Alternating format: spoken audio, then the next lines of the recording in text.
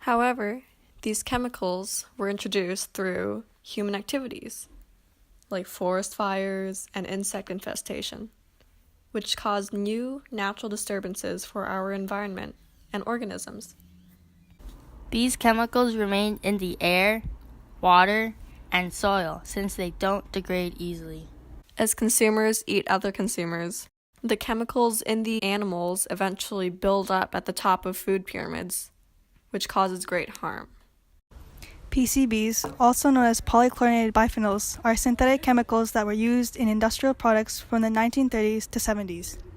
As for DDT, it is a toxic chemical pesticide from back in 1941, and it was mostly used to kill insects, like mosquitoes.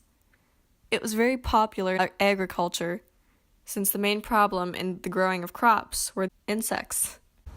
However, POPs have long half-life and persist for as long as 15 years in the environment. Both PCBs and DDT are now banned from production and usage in North America.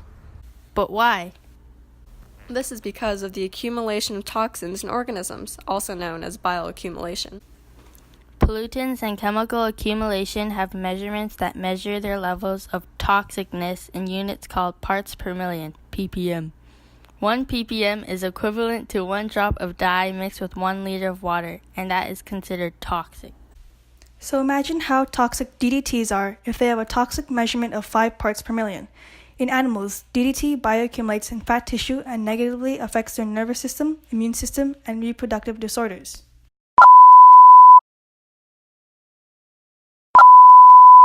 And we're back.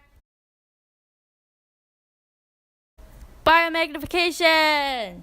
As the POPs accumulate, the toxins start to biomagnify. Biomagnification is where the concentration of pollutants in the tissues of organisms are much higher at the top of the food chain than at the bottom. If Coco the rabbit eats plants that were contaminated with pesticides, she would have a concentration of pesticides in her tissues. This process would be repeated when Ginger the fox consumes Coco the rabbit, and Milo the cougar consumes Ginger the fox, and so on. Both the orca and Milo could eventually suffer the same fate from a weakened immune system, making them more susceptible to disease.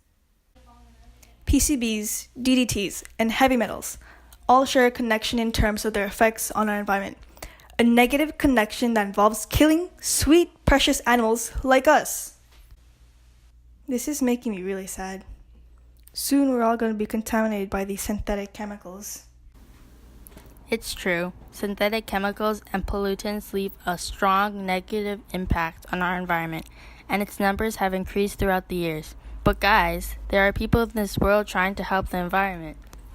Well, thanks for watching our video on the effects of bioaccumulation and biomagnification on our environment.